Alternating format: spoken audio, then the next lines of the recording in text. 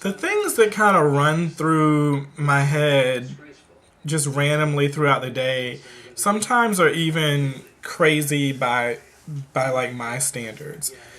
You know, when I had to do a lot of driving around today for my job, and at one point when I was just by myself driving along, I saw this van, and I just there was a little bit of anger. It just incited a little bit of anger, and not like road rage. I don't want to exaggerate it. It wasn't like road rage. It wasn't like, I hate you, or, fucking van, or whatever. It was just, when I saw the van, like, I just, van. And I caught the thought. Like, when it happened, I caught it. And I was like, why does the van bother me? And it's not all vans. And let me just back up and say it for a second. It's not like all vans. It's not like if a van has, like, a work van like Cox Communications or Verizon or some plumbing service or whatever it is. It's just regular vans that are non-work related type vans. Like, whenever I see them, I just have this reaction. And so today, like, I caught the reaction. I was like, Joseph, what is that about? Like, why do the vans have that reaction to you? And I do talk to myself, not all the time out loud, but I have these weird conversations with myself because I'm fucking crazy. But anywho, so I'm like sitting there thinking, like, why do vans piss me off? And then that's when it clicked in my head. Oh, well, the reason vans, like, I have that reaction of vans is because of elementary school and after school specials growing up. Because it was always the creepy van that, like, was kidnapping kids and raping people and killing people and all that stuff. And it sparked a conversation that my mom had with me like a long time ago, not super long time ago, but it was a while back, where she was saying, she was retelling a story about how, like, when I was little, whenever we lived up in Northern Virginia in Prince William County, and we lived in a townhouse. And so, with the townhouse, it didn't have like it had a set number of parking spaces for each thing, but you could pretty much park wherever you wanted. But whenever someone would park a van in front, I only remember one incident of this, but my mother claims that I did this multiple times. So whenever any type of van would park in front of the house, I would call the police on them. And I only remember doing it once, and I don't even remember what I said to the police. I simply remember that when the police showed up, I said, "That's the van," and slammed the door. And, I don't know, I guess because it was not a significant thing for me to remember, but I had completely forgotten that I used to do that. And I never really had to question until now why I would call the police just because there's a van in front of my house. And it's because the idea was fed to me through school and media that vans, people with vans were up to no good. Because whenever you saw any after school special about a kid getting kidnapped or whatever, it was always a van. It was never a car. It was never like a pickup truck or anything. It was always a van, which I guess because a van would kind of be perfect because you can't really see in a van if someone was to snatch someone off the streets. But it was just kind of just a weird... a lot of things in my childhood really fucked me up and had long-lasting effects because, and I don't know what other people's childhood experiences were with certain things, but I remember specific things that really used to mess me up. Like, at the school that I'm thinking of, my elementary school, Minnieville Elementary School, I specifically remember them showing a video called The Danger Zone. I even remember the title, The Danger Zone. And it was about school bus safety. But I'm just going to retell the story from the way I remember it. So, we had a school assembly. We had to watch this video called The Danger Zone.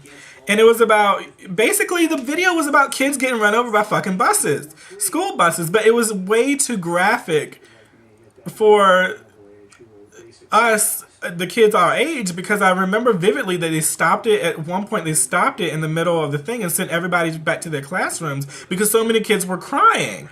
So I don't, and I know that video had long-lasting effects on me because I'm telling you the scene. There was a scene in it where the kids are on the bus, and the little girl, the bus stops to let the people off, so it's the end of the day. And the little girl and a couple other kids get off the bus, but she left her trapper keeper, and this is dating me, the trapper keeper. She left her trapper keeper on the bus. Well, one of the boys that was still on the bus takes her trapper keeper and hangs it out of the window like, "Hey, you forgot your trapper keeper!" And so the little girl is trying to jump up and get it, but every time just like kids do. Every time she would jump up, he would raise up the trapper keeper so she couldn't reach it, like teasing her, like, "Ah, you can't get it." But it was in the film, it was a snowy day.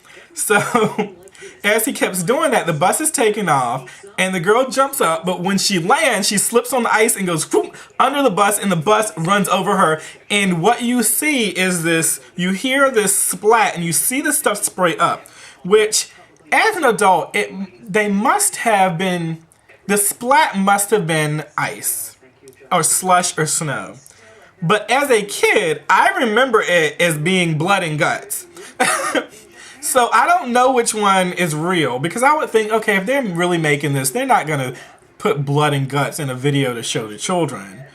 But in my head, that's what it was. And if other kids were crying, I wasn't the only one that thought that. I wasn't one of the kids that was crying. But I vividly remember that, because still to this day, whenever it doesn't even have to be snow, because it doesn't snow in this area that often. But if it rains and the ground is slick and a bus comes by, that is the first thing that I'm thinking of is fucking, I better be careful because I don't want to slide under this fucking bus.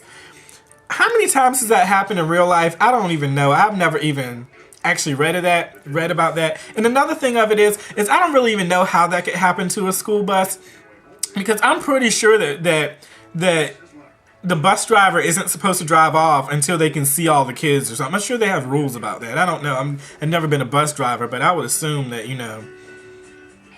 that's one of the rules, because if not, they need to change that shit and run it over kids like that.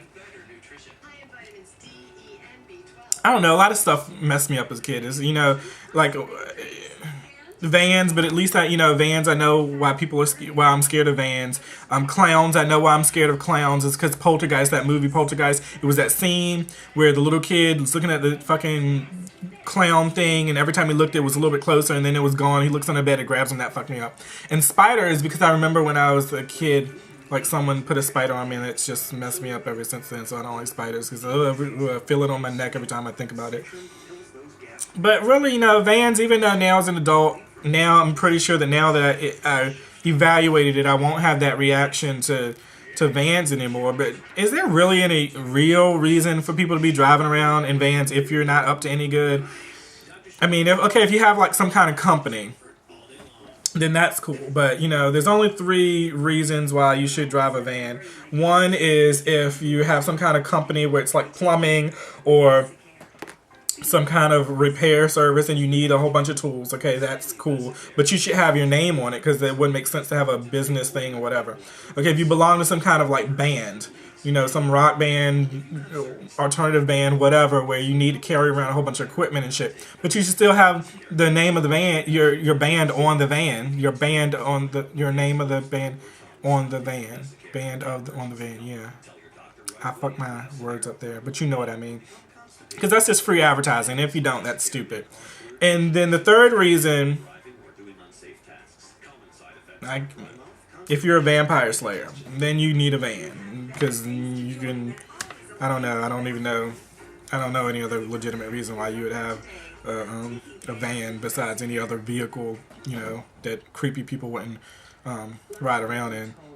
And even if you're in a vampire slayer, you need to be having a stake in your hands, or be, a white girl with superpowers. So I know that, oh, that's a vampire slayer and not some person that's trying to kidnap me. I guess that's it. That's enough of my weirdness for today. Love y'all.